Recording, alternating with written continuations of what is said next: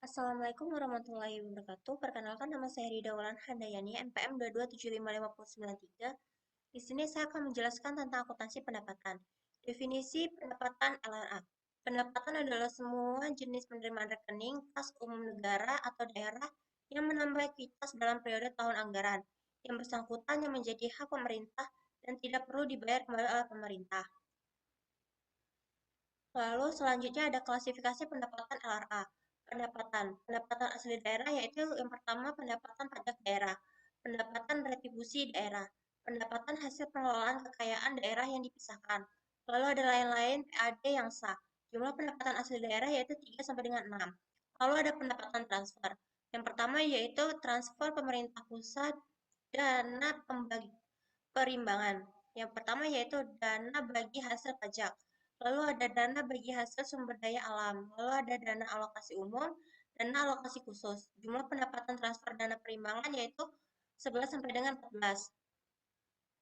Lalu ada yang kedua, transfer pemerintah pusat lainnya. Lalu yang pertama ada dana otomatis khusus, yang kedua ada dana penyesuaian. Jumlah pendapatan transfer pemerintahan pusat lainnya ada 16 sampai dengan 19. Lalu ada transfer pemerintahan provinsi. Di sini ada pendapatan bagi hasil pajak, pendapatan bagi hasil lainnya. Jumlah transfer pemerintahan provinsi 23 sampai dengan 24. Total pendapatan transfer 15 sampai dengan 20. Lain-lain pendapatan yang sah. Pendapatan hibah, pendapatan dana darurat, pendapatan lainnya. Jumlah lain-lain pendapatan yang sah yaitu 29 sampai dengan 31. Prinsip akuntansi pendapatan daerah (LRA).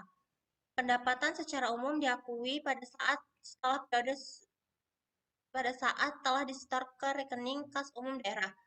Koreksi atas pengembalian pendapatan yang sifatnya tidak berulang atas pendapatan tahun berjalan dicatat sebagai pengurangan pendapatan, sedangkan koreksi atas pengembalian pendapatan periode sebelumnya dicatat sebagai belanja tidak terduga yang mengurangi saldo anggaran lebih pada periode ditemukannya koreksi.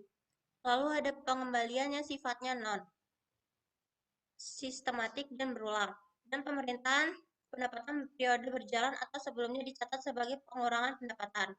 Lalu ada akuntansi pendapatan dilaksanakan berdasarkan asas bruto, yaitu dengan pembukuan penerimaan bruto dan tidak mencatat jumlah netonya setelah dikompresisikan dengan pengeluaran.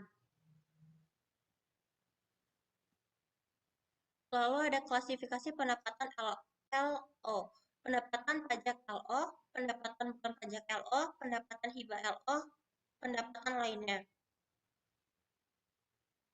Lalu di sini ada definisi pendapatan LO.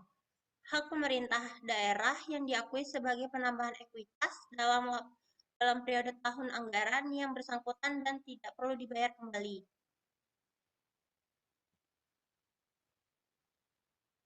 Lalu di sini ada klasifikasi pendapatan LO, yaitu ada 3, pendapatan asli daerah, PAD, pendapatan transfer, dan lain pendapatan daerah yang sah. Lalu ada prinsip akuntansi pendapatan daerah, LRA. Pendapatan LO diakui saat timbulnya hak atas pendapatan LO. Pendapatan yang diperlukan berdasarkan peraturan perundang-undangan. Pendapatan yang diperoleh sebagai imbalan atas suatu pelayanan yang telah selesai diberikan berdasarkan peraturan perundang-undangan. Lalu yang kedua yaitu ada pendapatan direalisasi, adanya aliran masuk sumber daya ekonomi untuk mengakui pendapatan LO, yang berupa hak yang telah diterima oleh pemerintah tanpa diketahui adanya penagihan. Lalu selanjutnya ada kode akun LRA. Yang pertama yaitu ada laporan realisasi anggaran. Kode 4 itu untuk pendapatan LRA, kode 5 itu untuk belanja, kode 6 itu untuk transfer, kode 7 yaitu pembiayaan. Lalu ada kode akun LO, yaitu uraian laporan operasional, kode 8 pendapatan LO, kode 9 beban. Lalu ada pencatatan pendapatan yang diterima PPKD, jurnal LO, RKPPKD pada pendapatan LO, jurnal LRA, perubahan SAL pada pendapatan LRA.